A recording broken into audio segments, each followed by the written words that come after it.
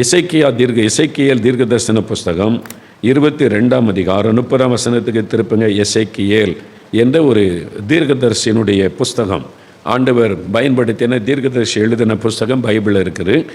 அதில் பாருங்கள், எசேக்கியேல் 22ஆம் அதிகாரம் 30வது வசனம் நான் வாசிக்கிறேன், அதை கவனமாக கேளுங்க. ஆண்டவர் சொல்லுகிறார், நான் தேசத்தை அழிக்காதபடிக்கு திறப்பிலே நிற்கவும் சுவரை அடைக்கவும் தக்கதாக ஒரு மனுஷனை தேடினேன், ஒருவனையும் காணேன். ஆகையால் நான் அவர்கள் மேல் என் கோபத்தை ஊற்றி என் மூர்க்கத்தின் அக்னியினால் அவர்களை நிர்மூலமாக்குவேன், அவர்களுடைய வழிகளின் பலனை அவர்கள் தலையின் மேல் சுமர பண்ணுவேன் என்று கர்த்தராகி ஆண்டவர் உரைக்கிறார். இப்போ ஆண்டவர் சொல்லுகிறார், நான் தேசத்தை அழிக்காதபடிக்கு திறப்பிலே நிற்கவும் சுவரை அடைக்கவும் தக்கதாக ஒரு மனுஷனை தேடினேன். பாருங்க, தேசம் என்று ஆண்டவர் குறிப்பிடுகிறார். நம்முடைய ஆண்டவர் இயேசு கிறிஸ்து அவர் ராஜ்யங்களின் தேவன், தேசங்களின் தேவன். அவர் தேசங்கள் மீது அக்கறை உள்ள தேவன். அவர்தான் இந்த முழு உலகத்தை உண்டாக்கி மக்களை சிருஷ்டித்து அவர்களுக்கு எந்தெந்த நாட்டில் வசிக்க வேண்டும் என்ற எல்லைகளை ஏற்படுத்தினதாக பைபிளில் பார்க்கிறோம். அதனால் அவர் ஜனங்கள் மேல் அன்பும் அக்கறையும் உள்ள ஒரு தேவன். இப்போ ஆண்டவர் சொல்லுகிறார், தேசத்துக்கு ஒரு அழிவு வருகிறது, அந்த தேசம் அழிக்கப்பட போகிறது, தேசத்துக்கு ஒரு பெரிய ஆபத்து வருகிறது. ஆனால் அது அழிக்கப்படாதபடி தேசம் பாதுகாக்கப்பட வேண்டுமானால் திறப்பில் இருக்கிற ஒரு மனிதன் வேண்டும், அதை நான் தேடுகிறேன் என்று ஆண்டவர் சொல்லுகிறார்.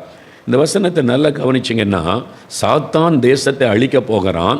சாத்தானால் இந்தியாவுக்கு ஒரு பெரிய ஆபத்து வருது, அமெரிக்காவுக்கு ஒரு ஆபத்து வருது, இலங்கைக்கு வருது அப்படின்னு ஆண்டவர் சொல்லாதபடி, நான் தேசத்தை அழிக்காதபடி என்று ஆண்டவர் சொல்லுகிறார்.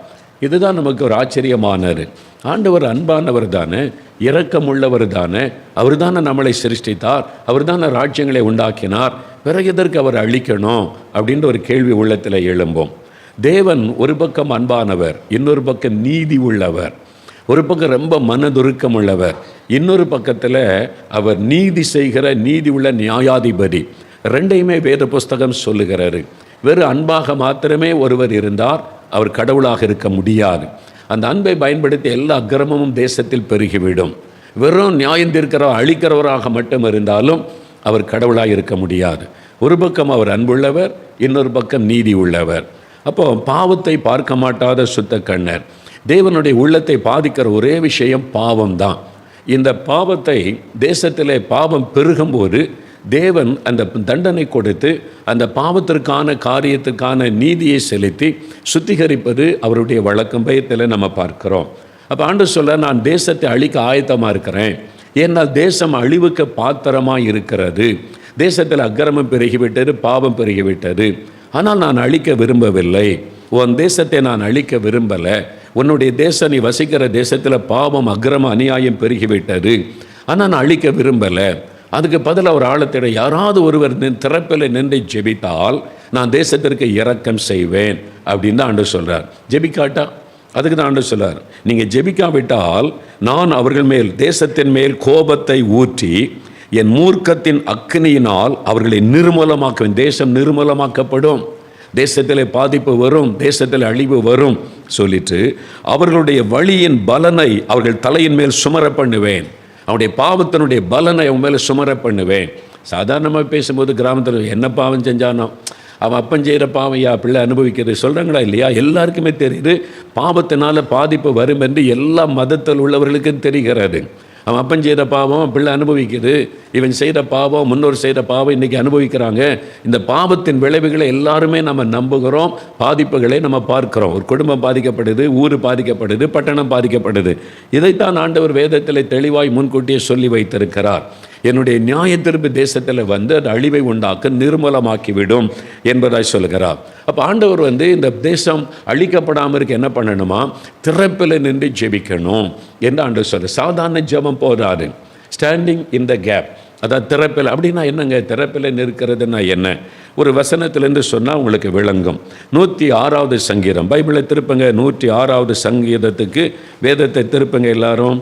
738வது பக்கம் எடுத்துக்கொள்ளுங்க. பழைய ஏற்பாட்டில் அந்த வசனத்தை பாருங்கள். குட்டி பிள்ளைகள் பெரியவங்க எல்லாருமே வசனத்தை திருப்புங்க. அதில் 23வது வசனம் இருக்குதா, 22வது வசனம் பாருங்கள். முந்தின பக்கத்தில் தங்கள் இரட்சகரான தேவனை மறந்தார்கள் இஸ்ரவேல் ஜனம் ஒரு தேசம், ஒரு பெரிய இனம், 30 லட்சம் மக்கள் உள்ள அந்த மக்களை தேவன் வழி நடத்திட்டு வரும்போது தங்கள் இரட்சகராகிய தேவனை மறந்தார்கள். கடவுள் ஆண்டவரை, தங்களுக்கு விடுதலை கொடுத்த, தங்களை நேசித்த ஆண்டவரை மறந்துட்டாங்க. மறந்துட்டு என்ன பண்ணாங்க? அது யாத்திராகமம் 32 அதிகாரத்தில் எழுதியிருக்குது. என்ன பண்ணாங்க தெரியுமா? யாத்திராகமம் 32 அதிகாரம் வாசித்தா, இந்த ஜனங்களை விடுதலையாக்கி நல்ல ஒரு தேசத்தில் செட்டில் பண்ணணும்னு ஆண்டவர் எண்ணம் கொண்டு இருந்தால் விக்கிரகத்தை உண்டாக்கி அதுதான் கடவுள்னு வணங்குறாங்க. தங்களுக்கு தாங்களே தெய்வத்தை உண்டாக்கி கொண்டாங்க. யாத்திராகமம் 32 அதிகாரத்தில் நீங்கள் வாசிக்கும் போது அவங்களே தெய்வத்தை உண்டாக்குனாங்களாம். யாத்திராகமம் 32 அதிகாரம் 1 வசனத்தில் தெய்வங்களை தங்களுக்கு உண்டாக்கினார்கள். பார்த்தீங்களா? அவங்க கற்பனையாக அவங்களே தெய்வத்தை உண்டாக்குறாங்க, ஒரு சிலையை செஞ்சு வைக்கிறாங்க, இதுதான் கடவுள் அப்படின்னு சொல்லி அதுக்கு பண்டிகை கொண்டாடுறாங்க. குடிச்சு வெறிச்சு மதுபானம் குடிச்சு வேசித்தனம் பண்ணுறாங்க, அசிங்கமாக நடந்து கொள்கிறாங்க. கொண்டாட்டம் பண்டிகைன்ற பேரில் மதுபானம், விபச்சாரம், வேசித்தனம் அதை செய்கிறாங்க. பைபிள் எழுதியிருக்கு யாத்திராகமம் 32 அதிகாரம். இது எங்கேயோ நடக்கிற மாதிரி இருக்கே அப்படின்னு பார்க்குறீங்களா? நம்ம தேசத்தில் நிறைய இடத்துல அப்படி தான் நடந்து கொண்டு இருக்கிறது. யோசித்து பாருங்கள். அப்போது தங்களுக்கு தாங்களே தெய்வத்தை உண்டாக்கி பண்டிகை கொண்டாடுகிறோம், தெய்வ வணக்கம் செய்கிறேன்னு சொல்லி குடிச்சு வெறிச்சு மதுபானம் அவங்க வேசித்தனம் பண்ணுறாங்க. இந்த பாவம் தேவனை துக்கப்படுத்துகிறாரு, தேவனுடைய உள்ளத்தை கோபப்படுத்துகிறாரு. ஏன் இந்த மாதிரி அநியாயமாக நடக்கிறாங்க? இந்த மாதிரி கற்பனையாக ஒரு தெய்வத்தை உண்டாக்கி குடிச்சு வெறிச்சு மதுபான வெறியில் அசுத்தமாக நடக்கிறாங்க. அப்பொழுது தேவன் கோபத்தோடு சொல்கிறார், நான் இவளை அழித்து போடுவேன், இவர்களை அழித்து போடுவேன். இவங்களுடைய பாவம் பயங்கரமாக இருக்குது. ஒரு பரிசுத்த சிந்தை இல்லை, கடவுளுக்கு குறித்த பயம் இல்லை, கடவுள் பண்டிகைன்ற பேரில் குடிச்சு வெறிச்சு நாசம் பண்ணுறாங்க. இவங்களை நான் அழித்து போடுவேன்னு சொல்லி கர்த்தர் கோபத்தோடு எழும்புகிறார். அப்படி எழும்பும்போது தான் மோசே என்ற தேவ மனிதர், இப்போ அதுதான் இந்த யாத்திராகமம் 32 அதிகாரத்தில் எழுதி இருக்கிறது. நீங்கள் பாருங்கள், சங்கீதம் 106 சங்கீதம் 23 வசனம் பாருங்கள். 106 சங்கீதம் 23 வசனம். ஆகையால் அவர்களை நாசம் பண்ணுவேன் என்று கர்த்தர் சொன்னார். ஆண்டவர் சொல்றார், ஐ am going to destroy this people. இந்த மாதிரி அநியாய அக்கிரமம் பண்ணுறாங்க, கற்பனையாக கண்டதெல்லாம் தெய்வம்ன்றாங்க, குடிக்கிறாங்க, விரிக்கிறாங்க, அசுத்தமாக நடக்கிறாங்க, இவங்களை அழித்து போடுவேன். I am going to destroy them. ஆண்டவர் சொல்ற வசனத்தில் பாருங்கள், அவர்களை நான் நாசம் பண்ணுவேன் என்று ஆண்டவர் சொல்றார். அப்பொழுது அவரால் தேவனால் தெரிந்து கொள்ளப்பட்ட மோசே என்கிற தேவ மனிதர் அவர்களை அவர் அழிக்காதபடிக்கு அவருடைய உக்கரத்தை, கோபத்தை ஆற்றும் பொருட்டு கர்த்தருக்கு முன்பாக திறப்பின் வாயிலே நின்றான். சரிங்களா? இந்த திறப்பின் வாயில்னா என்னது அப்படின்னு கேட்டால், நல்லா பாருங்கள். ஒரு பக்கம் பாவம் செய்து தேவனை கோபம் ஊட்டின மக்கள், விபச்சாரம், வேசித்தனம், குடிவெறி, கடவுள் கும்பிடுறன்ற பேரில் குடிக்கிறான், விரைக்கிறான், துன்மார்க்கமாக நடக்கிறான், சாராயம் ஓடுகிறது, குடிச்சு வெறிச்சு துன்மார்க்கமாக நடக்கிறாங்க, பண்டிகை கொண்டாடுற பேரில் விபச்சாரம், வேசித்தனம் பண்ணி ஒழுக்கக்கேடானதெல்லாம் செய்கிறாங்க. கடவுள் அதை பார்க்குறார். பார்த்த உடனே அவருக்குள்ள கோபம் இருக்கிறாரு.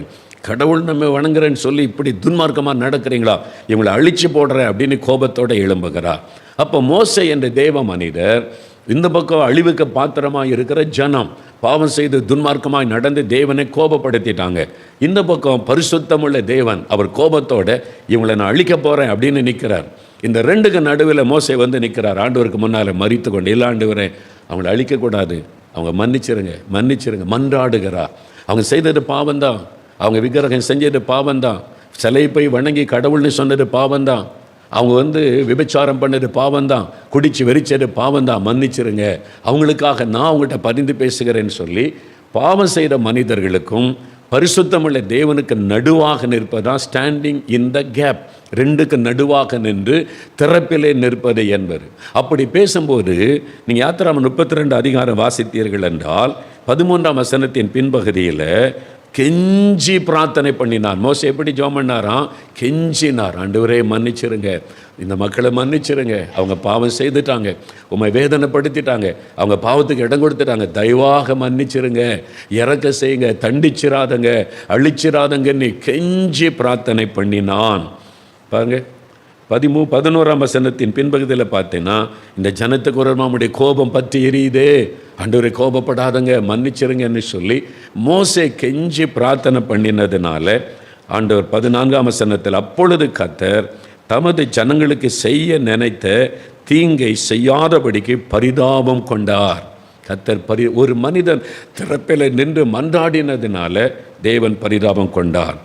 தேவன் செய்ய நினைத்த தீங்கை செய்யாதபடி, நல்லா அறிந்து கொள்ளுங்க, தேவன் அவளை அழிக்க தீர்மானம் பண்ணிட்டார். தீங்கு, பாவம் பெருகி விட்டாரு, அநியாயம் அக்கிரமம் பெருகி விட்டாரு.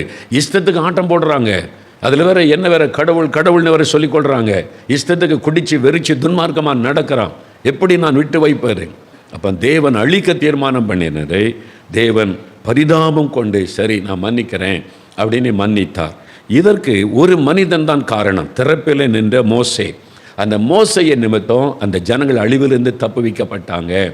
இன்றைக்கு ஆண்டவர் சொல்கிறாரு, உன்னுடைய தேசம், உன்னுடைய இந்தியா தேசம், உன் இலங்கை தேசம், உன் மலேசியா தேசம், உன் சிங்கப்பூர் தேசம், நீ இருக்கிற தேசத்தை பாரு. உன் தேசத்தில் அநியாயம் அக்கிரமம் பாவம் பெருகிவிட்டது. வெளிப்பறையாக நம்ம பார்த்தா ஒன்றும் தெரியாது. பிள்ளைகள் ஸ்கூலுக்கு போகிறாங்க வர்றாங்க, காலேஜுக்கு போகிறாங்க வர்றாங்க, வேலைக்கு போகிறாங்க வர்றாங்க, பஸ்ஸு போகுது, ட்ரெயின் போகுது, மக்கள் ஜாமான் வாங்குற வெளிப்பிரகாரமாக பார்த்தா எல்லாம் கரெக்டாக இருக்கிற மாதிரி தெரியும். ஆனால் உள்ளுக்குள்ளே நீ போய் பார்த்தா பாவங்களும் அசுத்தங்களும் அக்கிரமங்களும் அநீதிகளும் தேசத்தில் பெருகிவிட்டது. இது அழிவுக்கு பாத்திரமாக இருக்க தேவனை துக்கப்படுத்துகிற கோபப்படுத்துகிற காரியம் தேசத்தில் நடக்குது. அதனால் ஆண்டவர் சொல்கிறாரு, நான் தேசத்தை அழிக்காதபடி, அந்த வசனத்தை கவனிங்க, சாத்தான் அழிக்காதபடி அல்ல. சாத்தானால் அழிக்க முடியாது.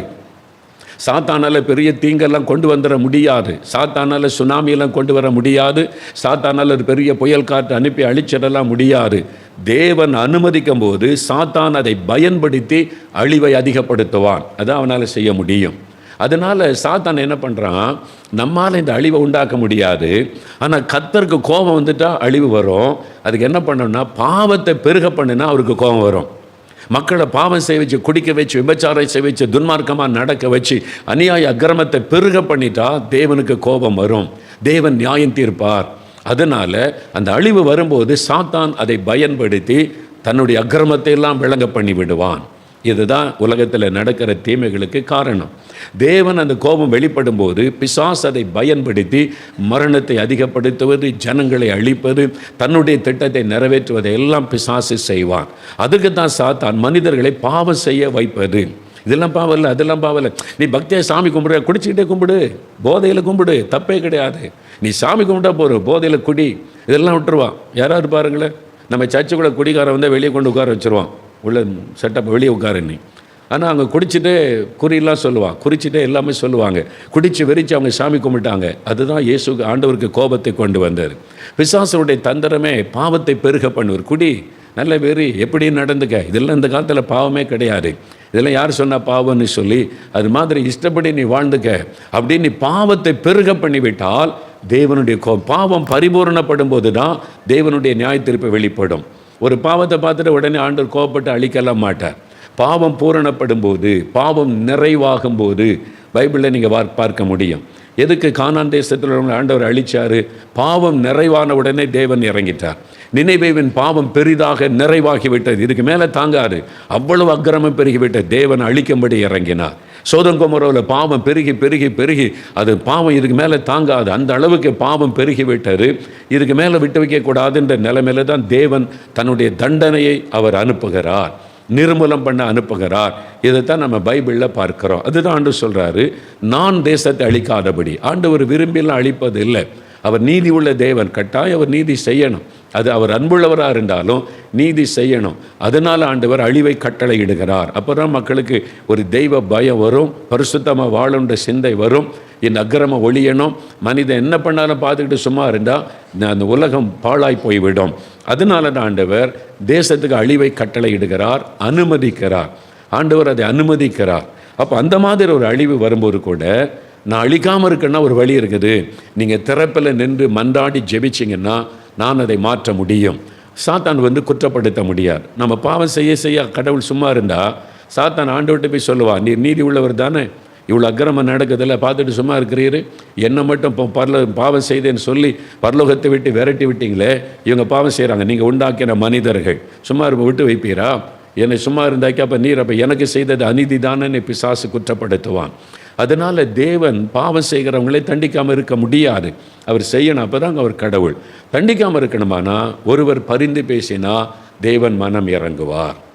அப்படி பரிந்து பேசுகிறதுக்கு தான் நம்மை தேவன் தெரிந்தெடுத்து நீங்கள் ஜெபம் பண்ணுங்க, 21 நாள் உபவாசம் பண்ணுங்க, பாரம் எடுத்து செபிங்க. இதெல்லாம் மோசே சொல்லுவாங்க. தப்பு தான், அவங்க தப்பு பண்ணிட்டாங்க, பாவம் செய்துட்டாங்க, விக்கிரகத்தை உண்டாக்கிட்டாங்க, விபச்சாரம் பண்ணிட்டாங்க. ஆனாலும் தேவரீர் இறங்கும் அப்படின்னு மன்றாடி ஜெபிக்கும் போது தான் தேவன் மோசேனுடைய ஜெபத்தை கேட்டு இறங்கினார் என்று வேதத்தில் நம்ம பார்க்கிறோம். இதே காரியம் தான் இன்றைக்கு இந்தியாவுக்கு ஆண்டவர் சொல்கிறார், உங்கள் தேசத்துக்கும் ஆண்டவர் இதான் சொல்லுகிறார். அப்போது ஏன் தேசத்தை அழிப்பேன்னு சொல்கிறார்? அப்படி என்ன பாவம் தான் அந்த தேசத்தில் காணப்படுகிறது அப்படின்னு சொன்னீங்கன்னா, நீங்கள் பாருங்கள், சில காரியம் இந்த எசேக்கியேல் 22 அதிகாரத்தில் நீங்கள் வாசிக்கும்போது ஒரு 4 காரியம் பாருங்கள். முதலாவது பாவம் எங்கே இருக்குது தெரியுமா? சபைக்குள்ள, கிறிஸ்தவங்களுக்குள்ள, ஊழியங்களுக்குள்ள. அதுதான் தேவனை ரொம்ப துக்கப்படுத்துகிறது. முதல்ல அதை அறிந்து கொள்ளணும். ஒரு 4 காரியம் வேத வசனத்திலிருந்தே நம்ம பார்க்கலாம். இந்த எசேக்கியேல் 22 அதிகாரம் எடுத்துட்டிங்களா? அந்த வசனம் 986 பக்கம் எடுத்துக்கொள்ளுங்க. 24 வசனத்தில் பாருங்கள், மனுபுத்திரனே, நீ தேசத்தை பார்த்து, நீ சுத்தம் பண்ணப்படாத தேசம். இதுல சுத்தம் பண்ணப்படாத தேசத்தில் பரிசுத்தம் இல்லை. கடவுள் என்கிறவர் பரிசுத்தம் உள்ளவர். கடவுள் என்கிறவர் பரிசுத்தம் உள்ளவர். அப்போது அவர் அந்த பரிசுத்தத்தை அவர் எதிர்பார்க்கிறார். முடிந்த அளவுக்கு பரிசுத்தத்துக்கு மனுஷன் பிரயாசப்படணும்ல. துணிகரமாக பாவம் செய்துட்டு எல்லாம் செஞ்சால் அதனால தான் ஆண்டு சுத்திகரிக்கப்படாத ஒரு தேசம் சொல்லிட்டு, இப்போது என்னென்ன காரியம் தேவனை துக்கப்படுத்தினது நல்லா கவனிங்க. கிறிஸ்தவ ஊழியர்கள், கிறிஸ்தவ விசுவாசிகள் நம்ம தான் ஆண்டவர் முதல்ல நிறுத்துகிறார். முதல்ல பாருங்கள், 25வது வசனம் நான் வாசிக்கிறேன், கவனமாக பாருங்கள். பைபிளை பாருங்கள், எசேக்கியேல் 22:25. தேசத்தில் உள்ள தீர்க்கதரிசிகள் அதன் நடுவில் கட்டுப்பாடு பண்ணுகிறார்கள். கர்ச்சிக்கிற சிங்கம் இரை கவுகிறது போல ஆத்துமாக்களை அவர்கள் பட்சிக்கிறார்கள். திரவியத்தையும் விலை உயர்ந்த பொருட்களையும் வாங்கி கொள்ளுகிறார்கள். அதன் நடுவில் அநேகரை விதவைகள் ஆக்குகிறார்கள். தீர்க்கதரிசிகள் எப்படி இருக்காங்க பாருங்க. கர்த்தருடைய தீர்க்கதரிசின்னு சொல்லிக்கொண்டு ஆண்டவர் சொல்றார், தீர்க்கதரிசிகள்னு சொல்லிக்கொண்டு ஆத்துமாக்களை பட்சிக்கிறாங்க, ஆத்துமாக்களை கெடுக்கிறாங்க, ரட்சிப்புகளை நடத்துவது இல்லை. தீர்க்கதரிசனம் சொல்கிறேன்னு சொல்லி கிருபை, அந்த கிருபை, இந்த கிருபை எப்படி வாழலான்னு ஆத்துமாக்களை பட்சிக்கிற பொல்லாத தீர்க்கதரிசிகள் எழும்பி இருக்கிறாங்க. இதெல்லாம் தேவன் பார்க்குறார். அவங்களுடைய நோக்கெல்லாம் திரவியம், பணம், ஆடம்பரம். வசனம் சொல்லியிருப்பாருங்க, அவங்க திரவியம், பணம், விலையுயர்ந்த பொருட்கள். தீர்க்கதரிசிக்கு இருக்குது ரோல்ஸ் ராய் காரு, தீர்க்கதரிசிக்கு இருக்குது சொந்த ஃப்ளைட்டு. பாருங்கள், ஆடம்பரம். அது ஒரு சுவிசேஷம் அறிவிக்க போகிற ஆளுன்னா கூட பரவாயில்ல. தீர்க்கதரிசிகள் ஆடம்பரமான பொருட்களை வைத்து தீர்க்கதரிசனம், பொய்யான தீர்க்கதரிசனம் சொல்லி பணம் சேர்க்கிறாரு. அதுதான் அப்படிப்பட்ட கள்ள தீர்க்கதரிசிகள் சபைக்குள்ளே பெருகிட்டாங்க, கிறிஸ்தவ உலகத்தில் பெருகிட்டாங்க. ஒரு தீர்க்கதரிசினா பைபிளில் இருக்கிற மாதிரி இப்போ தீர்க்கதரிசியை பார்க்க முடியல. ஆடம்பரம், பணம் பணம் பணம், மக்கள்கிட்ட பணம் பறிக்கிறது தான் அவனுடைய நோக்கமே. பாருங்கள், நீங்கள் பணக்காரன் ஆவதற்கு என்ன வழி? ஆண்டவர் சிலுவையில் மறித்ததே நம்மளை பணக்காரனாக்க. அதனால் பணக்காரன் ஆவதற்கு என்ன வழின்னு சென்னையில் கான்ஃபரன்ஸ். அப்போ உங்களுக்கு பணக்காரனாகிற வழியை சொல்லித்தரேன் அப்படின்னு ஒரு தீர்க்கதரிசின்னு சொல்லிட்டு ஒரு ஆள் கான்ஃபரன்ஸ். அதில் நீங்கள் பங்கு பெறணுமானா 500 ரூபா கொடுத்து டிக்கெட் வாங்கணும். பணக்காரனாவதற்கு வழி சொல்லிக் கொடுக்குற நீ, அப்போ நீ பணக்காரனாவதற்கு கர்த்தர் ஒன்று ஆசீர்வதிக்கணும்ல. அதனால் எல்லாம் இலவசம், எனக்கு ஆண்டவர் ஆசீர்வதிச்சுக்கார், வாங்க நீ கூப்பிட்டா பரவாயில்ல. நீ உள்ளே வரனால 500 ரூபா கேட்டு, 200 ரூபா கேட்டு பணம் சம்பாதிப்பார். மக்களை ஏமாற்றி தீர்க்கதரிசின்ற பேரில் பணம் சம்பாதிப்பது, திரவியம் சம்பாதிப்பது, ஆடம்பர பொருள் சம்பாதிப்பது. இவங்க தான் தங்களை தீர்க்கதரிசி. எதுக்கு உனக்கு ஆடம்பரமான காரு? எல்லாரும் பயன்படுத்துகிற சாதாரண கார் வச்சுருந்தா பரவாயில்ல, எதுக்கு உனக்கு இந்த ஆடம்பரம்னு ஆண்டவர் சொல்லுகிறார். அப்போது எல்லா மக்களை போல நீ வாழ்ந்தால் பரவாயில்லை. நீ மக்களுக்கு தீர்க்கதரிசனம் சொல்கிற நீ மக்கள் பணத்தை ஏமாற்றி வாங்கி உன்னுடைய வசதியை பெருக்கி கொண்டு இந்த மாதிரி தீர்க்கதரிசிகளை பார்த்து தேவனுடைய உள்ளம் துக்கம் அடைந்திருக்கிறது. அதை தான் பாருங்கள். 28ஆம் வசனம் பாருங்கள். அந்த தேசத்தின் தீர்க்கதரிசிகள் அபத்தமானதை தரிசித்து பொய் சாஸ்திரத்தை அவர்களுக்கு சொல்லி கர்த்தர் உரைக்காதிருந்தும் கர்த்தராகிய ஆண்டவர் உரைத்தார் என்று சொல்லி அவர்களுக்கு சாரமற்ற சாந்தை பூசுகிறார்கள். கர்த்தருடைய தீர்க்கதரிசனம் சொல்லிட்டு என்ன பண்ணுறாங்க பாருங்கள். அதை பாருங்கள், அபத்தமானதை தரிசித்து. இது கர்த்தர் கொடுத்த தரிசனம் கிடையாது. கர்த்தர் இறங்கி வந்தார், பரலோகத்தை கூட்டி போய் சிங்காசனத்தில் காமிச்சு இவர் தான் அடுத்த பிரதமராக வருவார், பிரசிடெண்ட்டாக வருவார்னு சொல்லுன்னு சொன்னார். எவ்வளோ துணிகரம் இல்லை? மக்களை ஏமாத்துறதுக்கு துணிகரமாய் போய் சொல்ல ஆரம்பிச்சிட்டாங்க தீர்க்கதரிசிகள் என்று தங்களை சொல்லிக்கொண்டு. இதுதான் ஆண்டவர் சொல்கிறாரு. இதெல்லாம் நாட்டில் நடக்குது, ஊழியத்துக்குள்ளே நடக்குது. ஊழியக்காரன் தீர்க்கதரிசின்ற பேரில் எதை வேணாலும் பேசி மக்களை ஏமாத்துறானே, இதெல்லாம் பார்த்து தேவன் கோபம் கொண்டு இருக்கிறார். இதை நான் அழிக்கணும். இவங்கெல்லாம் துணிகரமாக மக்களுடைய பணத்தை ஏமாற்றி அபத்தமானதை தரிசித்து பொய் சாஸ்திரத்தை சொல்லி சாரமற்ற சார்ந்து பூசுகிறாங்க. மக்கள் பாவத்தை விட்டு மனம் திரும்ப வைக்கணுன்ற சிந்தையே இந்த தீர்க்கதரிசிகளுக்கு இல்லை. மக்களை ஏமாற்றி பணம் பறிக்கணும், அவ்வளோதான். அதனால் என்ன பாவம் செய்தாலும் சூப்பர் கிருபை, ஹைப்பர் கிருபை அவனை பாதுகாக்கணும் பொய்யானதை சொல்லி சொல்லி பணம் சேகரிப்பதில் கவனம் செலுத்துறதுனால இந்த தீர்க்கதரிசிகள் நிமித்தம் தேவனுக்கு தேசத்தின் மேலே ஒரு கோபம் வந்திருக்கிறது. நல்லா அறிந்து கொள்ளுங்க. நான் 1 யோவான் 4:1 இந்த கள்ள தீர்க்கதரிசிகள் இப்போவே உலகத்தில் இருக்கிறாங்க என்று எச்சரித்து சொல்லி இருக்கிறதை நம்ம பார்க்கிறோம். பாருங்க பிரியமானவர்களே, 1 யோவான் 4:1 உலகத்தில் அநேகம் கள்ள தீர்க்கதரிசிகள் தோன்றி இருப்பதினால் நீங்கள் எல்லா ஆவிகளையும் நம்பாமல் அந்த ஆவி தேவனால் உண்டானவர்கள் என்று சோதித்தறிங்க. எல்லா ஆவிகளையும் நம்பாதுங்க. தீர்க்கதரிசினி அவன் சொன்ன அவனை நம்பாதுங்க.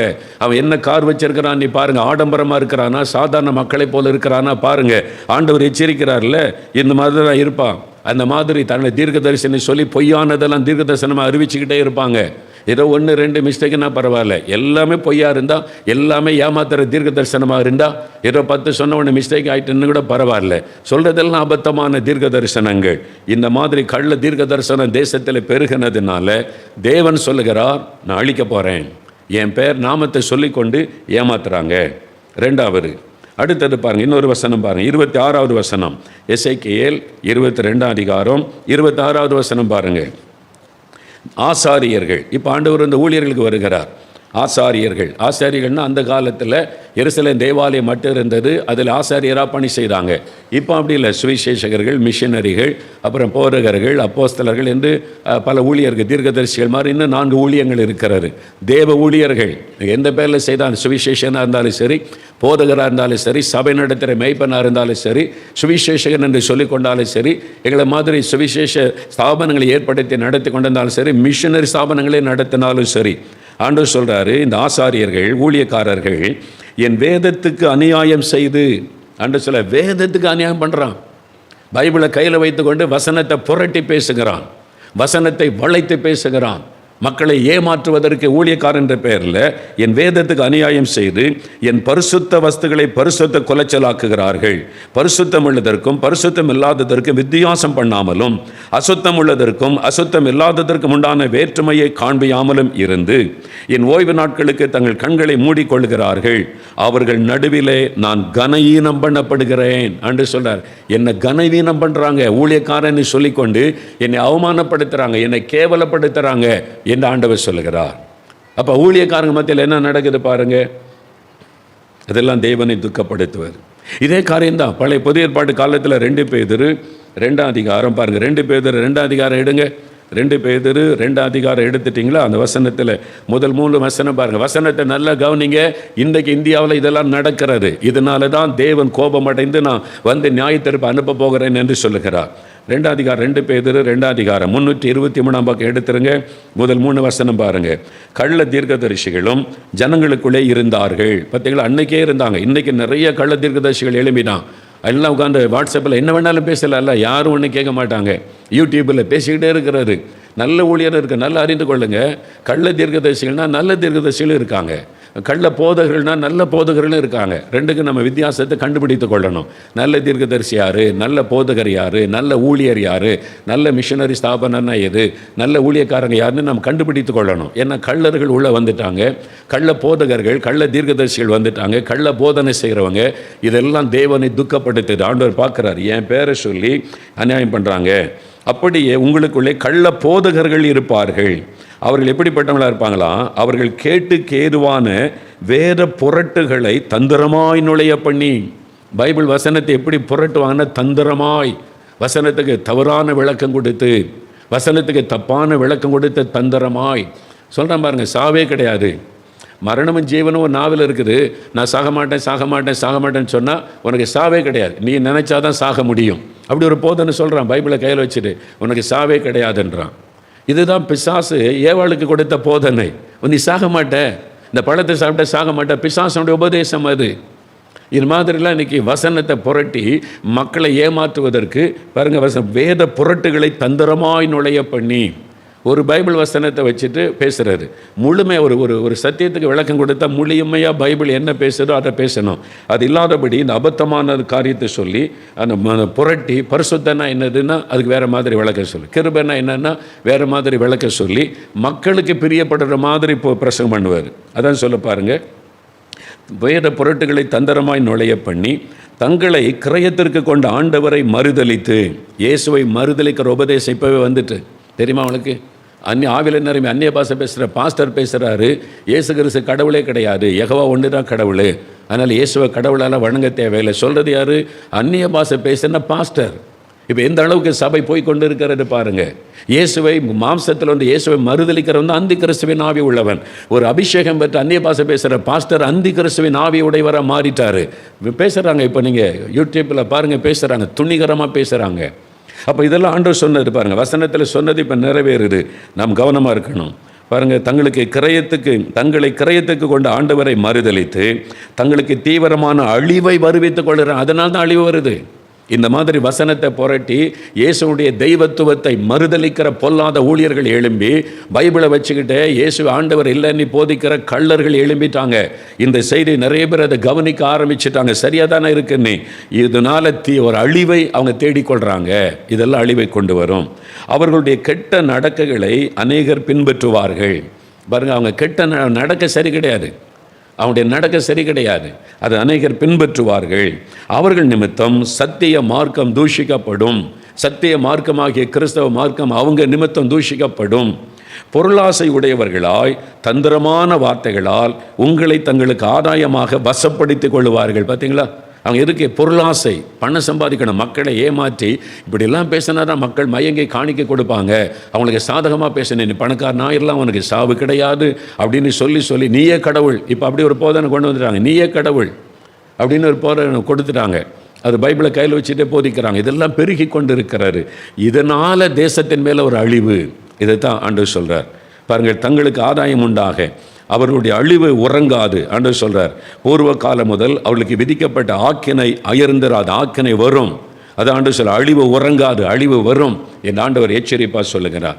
அதனால் என்ன வேணாலும் பேசலாம், எப்படி வேணாலும் பேசலாம், ஆண்டவர் சும்மா இருப்பார்னு நினைக்காருங்க. இதெல்லாம் தான் அழிவை கொண்டு வருவதற்கு முக்கியமான ஒரு காரணமாக இருக்கிறது, கள்ள உபதேசம். இதெல்லாம் எந்த அளவுக்கு நம்ம ஊழியர்கள் போயிட்டாங்க தெரியுமா? உங்களுக்கு எத்தனை பேருக்கு தெரியும்னே தெரியல. ஒரு ஊழியக்காரர் டிவியில் பேசும்போது சொல்கிறாரு, ஆண்டவர் பரலோகத்துக்கு கூட்டு போனாராம். அவரை கூட்டு போய் ஆண்டவர் சொன்னாராம், வந்து ஜீவ புஸ்தகம் இருக்குல்ல, ஜீவ புஸ்தகம் பைபிள் இருக்குல்ல, அந்த ஜீவ புஸ்தகத்தில் பேர் எழுதப்பட்டாராம் பரலோகத்துக்கு போக முடியும்.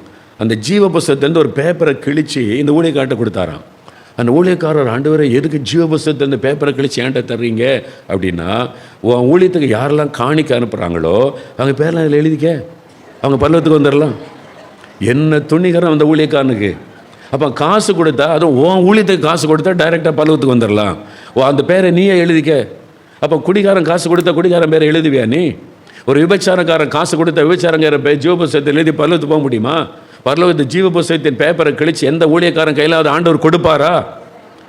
எந்த அளவுக்கு பணத்துக்காக துணிகரமான காரியத்தெல்லாம் சொல்ல ஆரம்பிச்சிடான். பரலோகத்துக்கு போனேன், ஆண்டவர் சொன்னார் பேப்பரை கிழிச்சு கொடுத்தாருன்னு. பார்த்தீங்களா? அப்போ இதெல்லாம் பார்த்துட்டு ஆண்டவர் எப்படி சும்மா இருப்பார் சொல்லுங்கள்? எவ்வளோ துணிகரமாக பணத்துக்காக இந்த ஊழியக்காரன் பொய் சொல்லி மக்களை ஏமாத்துறான் அப்படின்னு சொல்லி. இதை விட அடுத்த ஊழியக்காரர் உடனே பார்த்தாரு. அவர் சொல்கிற டிவியில் என்னென்னா, பரலோகத்துக்கு ஆண்டவர் கூட்டு போனார், காட்சியை காமிச்சார். என்னென்னா, இயேசு உட்காந்து ஒரு கல்லில் செதுக்கிட்டு இருந்தாராம். இதெல்லாம் என்னெல்லாம் பண்ணுறாங்க பாருங்கள் நம்ம நாட்டில். கல்லை இயேசு கிறிஸ்து ஊழியை வச்சு செதுக்கிட்டு நான் இருப்பி மெதுவாக கேட்டார், ஆண்டவர் என்னத்தை செதுக்குறீங்க அப்படின்னா, பரலோகத்தில் பாறையில் செதுக்கிறாராம். என்ன செதுக்கிறாரான்னு கேட்டால், அது உன் ஊழியத்துக்கு யாரெல்லாம் காணிக்க கொடுக்குறாங்களோ அவங்க பேரெல்லாம் பரலோகத்தில் செதுக்கிட்டு இருக்கேன். எவ்வளோ பணத்துக்காக காணிக்க கொடுக்குற பேர்லாம் பரலோகத்துக்கு எழுதப்படும் போகணும்னு சொன்னால் எவ்வளோ ஒரு மாய்மாலம். சும்மா இருப்பாரா? நான் உன்னை பரலோகத்துக்கும் கூட்டு போகல, உனக்கு தரிசனமும் கொடுக்கல, மக்கள்கிட்ட பணத்தை ஏமாற்றி வாங்குறதுக்கு உனக்கு காணிக்க கொடுத்தா பரலோகத்தில் செதுக்கி வைக்கிறார் இயேசு கிறிஸ்துன்னு. எப்படிலாம் மக்களை ஏமாத்துற. இப்போ இதெல்லாம் பார்த்து தான் ஆண்டவர் சொல்கிறாரு, நான் அழிக்க போகிறேன், இந்த தேசத்தின் மீது ஒரு அழிவை உண்டாக்க போகிறேன். என்னை குறித்த பயமும் இல்லை. தீர்க்கதரிசி இப்படி நடக்கிறான், ஊழியக்காரன் இப்படி நடக்கிறான், ஆசாரியன் இப்படி நடக்கிறான். ஊழியத்துக்கு தசமபாகம் அவசியம். தசமபாகத்துக்காகவே ஊழியம்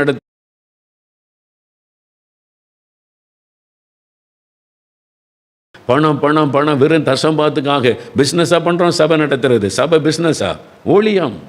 அந்த ஊழியம் நடக்கிறது தசம்பாக அவசியம். அது கொடுக்குறத வச்சு சபையை பெருக பண்ணணும், சுவிசேஷம் அறிவிக்கணும். ஆனால் வெறும் தசம்பாகத்துக்கு பிழைப்பு நடத்துவதற்கே சபை ஆரம்பிக்கிற சிலர் துணிந்து விட்டார்கள். இதெல்லாம் தேவன் பார்க்குறார். ஒரு ஊழியமும் செய்கிறதில்லை, சுவிசேஷம் அறிவிக்கிறதில்லை. மக்களை மாத்திரம் அதை கொண்டு வா, இதை கொண்டு வா, தசம்பாகம் கொடுன்னு சொல்லி கட்டாயப்படுத்துவாங்க. அவ்வளோ பணத்தை வச்சு என்ன பண்ணுற? அந்த பணத்தை சுவிசேஷம் அறிவிக்கிறோமா? அந்த பணத்தை சுவிசேஷத்துக்காக செலவு பண்ணுறோமா? சுயநலமாய் பயன்படுத்துவர். தேவன் இதெல்லாம் பார்த்து துக்கம் அடைந்து தான் அழிவை உண்டாக்க போகிறேன், தேசத்தின் ஒரு அழிவு வரப்போகிறது. சரி, அடுத்து என்ன நடக்குது பாருங்கள். 3வது 27வது வசனம் பாருங்கள். எசேக்கியேல் 22:27வது வசனம் நான் வாசிக்கிறேன் பாருங்கள். தேசத்தின் நடுவில் இருக்கிற அதன் பிரபுக்கள், ஆளுகிறவங்க, அரசியல்வாதிகள், பிரபுக்கள் இறை கவ்வுகிற ஓநாய்களைப் போல் இருக்கிறார்கள். அநியாயமாய் பொருள் சம்பாதிக்கிறதற்கு ரத்தம் சிந்துகிறார்கள், ஆத்துமாக்களை கொள்ளையிடுகிறார்கள். இது யாருன்னா 2 பேர். ஒன்று அரசியல்வாதிகள், இன்னொன்று அரசாங்க அதிகாரிகள். இந்த 2 நீங்கள் பாருங்கள். இன்றைக்கி இந்த பிரபுக்கள் என்று சொல்லுவது அதிகாரத்தில் இருக்கிறவங்க. அந்த காலத்தில் அவங்க தான் அதிகாரத்தில். இன்றைக்கி அரசியல்வாதிகள் மினிஸ்டராக இருக்கிறாங்க, எம்பி எம்எல்ஏவாக இருக்கிறாங்க. அடுத்தது அரசாங்க அதிகாரிகள். எல்லாத்துலேயுமே நீங்கள் பார்த்தீங்கன்னா ஊழியர்களாக இருந்தாலும், அதிகாரிகளாக இருந்தாலும், அரசியல்வாதியாக இருந்தாலும், அதில் நல்லவங்களும் இருக்கிறாங்க, நேர்மையாக செயல்படுறவங்க, துன்மார்க்கர் அநியாயம் பண்ணுறவங்களும் இருக்காங்க. 2யுமே நம்ம பிரித்து பார்க்கணும். அதிகாரிகள் எடுத்துக்கொண்டா இப்போ பாருங்கள், ஒரு காலத்தில் ஒரு 1000 அதிகாரிகள் 100 பேர் இருந்தால் 10 பேர் லஞ்சம் வாங்குவான், 90 பேர் நேர்மையாக நடப்பாங்க. அதிகாரிகள் மனசாட்சிக்கு பயந்து, கடவுள் பயந்து நேர்மையாக நடக்கணும். ஒரு 10 பேர் லஞ்சம் வாங்குவான். இப்போது 10 பேர் நேர்மையாக நடக்கிறான், 90 பேர் லஞ்சம் வாங்க ஆரம்பிச்சிட்டாங்க. இப்போ 99 ஒரு ஆள் தான், 100க்கு ஒரு ஆள் தான் உண்மையாக இருக்கிறாங்க. அரசியல்வாதிகளில் ஒரு காலத்தில் 90 பேர் நல்லா இருந்தாங்க, 10 பேர் அநியாயம் பண்ணுவாங்க, லஞ்சம் வாங்க, ஊழல் பண்ணுவாங்க. இப்போது 1-2 பேர் தான் நல்லா இருக்காங்க. ஒரு 10% வைத்துக்கொள்ளுங்க, 90% நாட்டை சுரன்ற அரசியல்வாதிகளாக மாறிட்டாங்க. இதை தாண்ட சொல்கிறார், அவர்கள் இறை கவுகிற ஓநாய்களைப் போல இருக்கிறார்கள். தேசத்தில் இன்றைக்கி பாருங்கள், இறை கவுகிற ஓநாய்களை போல இருக்கிறாங்க. லஞ்சம் லஞ்சம் லஞ்சம், ஊழல். ஒரு காலத்தில் நீங்கள் பார்த்தீங்கன்னா ஒரு தப்பான காரியத்துக்கு போனால் லஞ்சம் வைப்பாங்க. கையெழுத்து போனால் லஞ்சம் கொடு, நீ தப்பு பண்ணுறல, உனக்கு இது சரி கிடையாது, இது தப்பு, நான் தப்புன்னு எழுதிட்டா உனக்கு பெர்மிஷன் கிடைக்காது, அப்போ கொஞ்சம் பார்த்து செய்யுங்க அப்படின்னா எனக்கு 2000 கூட 5000 கூட வாங்கிட்டு கையெழுத்து போடுவாங்க. இப்போது நியாயமானதுக்கும் ஒரு தப்புமே இல்லை, கரெக்டாக இருக்குது, எல்லா ரெக்கார்டும் கரெக்டாக இருக்குது, அதுக்கே லஞ்சம் கொடுத்தா தான் கையெழுத்து போடுவேன். அப்படி மாறிட்டா இல்லையா? அப்படி தான் நம்ம நியாயமானதை பெற்றுக்கொள்ள கூட லஞ்சம். கஷ்டப்பட்டு 30 வருஷம் 40 வருஷம் வேலை செய்த கவர்மெண்ட்டில் அதன் பிறகு ரிட்டையர்ட் ஆன பிறகு அவனுக்கு பென்ஷன் பண்ண வரணும். அது அவனுடைய நியாயமான உழைப்பு, அவனுடைய சேமிப்பு. அப்போ அவனுக்கு ரிட்டையர்ட் ஆன பிறகு அவனுக்கு அந்த ரிட்டையர்மெண்ட் பணம் வரணும். அவன் ரிட்டையர்ட் ஆன உடனே அந்த பணத்தை நம்பியிருப்பான், மகளுக்கு கல்யாணம் பண்ணணும், பிள்ளைகளுக்கு திருமணம் பண்ண, ரிட்டையர்மெண்ட் பணம் வரணும், மாதந்தோறும் பென்ஷன் தொகை வச்சு அவனுடைய வாழ்க்கை நடக்கணும். இது கவர்மெண்ட் ரூல், அது இவனுடைய உழைப்பு பணம். இப்போ அதை கூட வாங்க முடியல. எத்தனை பேர் நாய்ப்படாத பாடு. அவங்க கேட்குற அதிகாரி காசு கொடு, அப்போ தான் அவனுக்கு கையெழுத்து போட்டு உனக்கு வரக்கூடிய பணம் வரும், அப்போ தான் பென்ஷன் வரும். எவ்வளோ வேதனை! இது பெருகி கொண்டே இருக்கிறது இந்தியாவில், நம் தேசத்தில் இந்த அநியாயம் பெருகி கொண்டே இருக்கிறது. தேவன் இதெல்லாம் பார்க்குறார். ஓநாய்களை போல மாறிட்டாங்க அதிகாரிகள், மக்களை பட்சிக்கிறாங்க. ஒரு நீதி இல்லை, ஒரு நேர்மை இல்லை. தேவன் அதெல்லாம் பார்க்குறார். எவ்வளோ நாள் ஒரு பொறுமையார், மக்கள் கதறாங்க. நியாயமான ஒரு காரியத்தை கூட காசை பிடுங்குறாங்களே. நான் 40 வருஷம் வேலை செஞ்சதுக்குரிய ரிட்டைர்மெண்ட் பணத்தை தரமாட்டேங்கிறாங்களே. ஆஃபீஸுக்கு அலைஞ்சி எத்தனை வயசானவங்க வெறுத்து போன நிலைமையில் ஒருத்தர் பென்ஷன் பண்ண வராததுனால தமிழ்நாட்டில் இன்றைக்கி நியூஸில் காட்டுறாங்க, பிச்சை எடுக்க ஆரம்பிச்சிட்டார், தெருவா தாடி வளர்த்து. இப்போ நீதிமன்றம் வான் பண்ணியிருக்க, உடனே பென்ஷன் பண்ணதை கொடுன்னு. அது அவருடைய உழைப்பு, அவருடைய காசையே கொடுக்க மறுக்கிறாங்க. லஞ்ச ஊழல்னால தேசம் எவ்வளோ பயங்கரமான நிலைமைக்கு போகிறாரு. ஆண்டவர் அதெல்லாம் பார்க்குறாரு. இவ்வளோ ஜனங்க பாதிக்கப்படுறாங்க. இந்த அரசியல்வாதிகளும் இந்த அதிகாரிகளும் ஓநாய்களை போல செயல்படுறாங்க, கொள்ளையடிக்கிறாங்க. தேவன் பார்க்கிறார். அதனால தேவன் என்ன பண்ணுறாரு? அனுப்ப போகிறேன்னு சொல்கிறார். ஓடுனாங்களே இலங்கையில், மினிஸ்டரே தீயை வச்சு எரிச்சு கொண்டாங்க. தெரியுமா அவங்களுக்கு? இலங்கையில் மினிஸ்டர் மக்கள் எவ்வளோ கொதிச்சு போயிருக்கிறாங்க.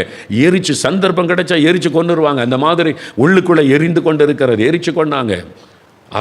ஏர்போர்ட் வரைக்கும் போன ஆளை ஃப்ளைட் ஏற விடலை. எங்கள் நாட்டை சூறையாடிட்டு எங்களை ஏமாற்றிட்டு நாட்டை விட்டு தப்ப பார்க்குறியா நீ? ஃப்ளைட் ஏற விடலை, திருட்டுத்தனமாக ஓடினா நாட்டை விட்டு. இதெல்லாம் நடக்கிறப்பார். கர்த்தர் நியாயத்தீர்ப்பை அனுமதித்து விட்டார்.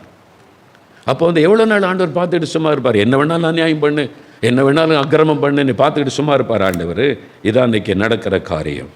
சரி, கடைசியாக ஒரு காரியம் பாருங்கள், ஜனங்க எப்படி இருக்காங்க, ஜனங்கள் எப்படி இருக்காங்க, அதே ஆண்டவர் பார்க்க சொல்கிறார். 29வது வசனம் பாருங்கள்.